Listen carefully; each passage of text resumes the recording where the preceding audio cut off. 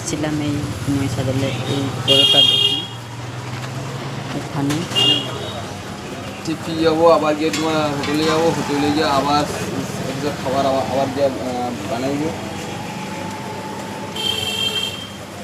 অন্য লোক তো তোমার লাইভ জায়গা হবে না, তুমি আসবো হতে, ঠিক আছে? তোমার দেখুন আরে ভাও বিচারো কেউ, ঠিক আছে?